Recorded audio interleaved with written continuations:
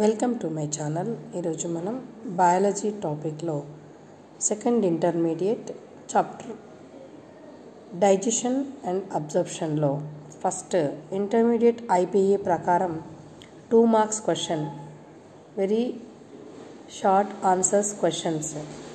ఇందులో మనం ఎలా గుర్తుపెట్టుకోవాలి అంటే చాలామంది పిల్లలకి 2 లైన్స్ గుర్తుపెట్టుకోవడం కూడా కష్టంగా ఉంటుంది. దీంట్లో ఒక చిన్న న్యూమోనిక్ ఫ్రేమ్ చేసుకొని మనం ఎలా గుర్తుపెట్టుకోవచ్చో చూద్దాం. Give the dental formula of adult human being. First ఇక్కడ మనం క్వశ్చన్ నేర్చుకోకుండా ఆన్సర్ నేర్చుకుంటాము. చాలామంది పిల్లలు క్వశ్చన్ని ఐడెంటిఫై చేసి చదవలేరు. క్వశ్చన్ని బాగా థరోగా 1కి 2 సార్లు 3 సార్లు చదివి ఇందులో అడల్ట్ అనేదాన్ని మనం హుక్ చేసుకోవాలి. Adult human being dental formula ఎవరిది అనేది మేజర్గా మనం గుర్తుపెట్టుకోవాల్సింది. ఇక్కడ ఆన్సర్ కనుక చూస్తే dental formula of adult human being. చాలామంది అంటే రాసేటప్పుడు ఏం భయపడతారంటే పైన మన క్వశ్చన్లో give the dental formula of adult human being అని ఉంది. గివ్ తీసేస్తే the dental formula of adult human being అనేది క్వశ్చన్ నుంచి క్యారీ చేసి ఆన్సర్ ఇవ్వచ్చు. సో ఒక చిన్న సింపుల్ అంటే టిప్ ఏంటంటే ఇక్కడ 2123/2123 అని ఉంది. అంటే మనం గుర్తుపెట్టుకోవాల్సింది ఏంటి, క్వశ్చన్ ఆల్రెడీ ఇచ్చిన దాంట్లోనే సగం మనకి గుర్తుండిపోతుంది. మనం యాడ్ చేయాల్సింది 2123/2123. ఇంకా నెక్స్ట్ పాయింట్ చూస్తే this formula denotes the arrangement of teeth. ఈ ఫార్ములా దేనికి సంబంధించింది, టీత్కి సంబంధించింది.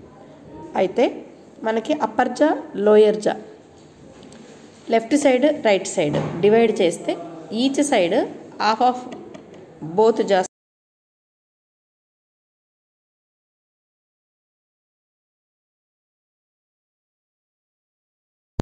అరేంజ్మెంట్ అవుతుంది.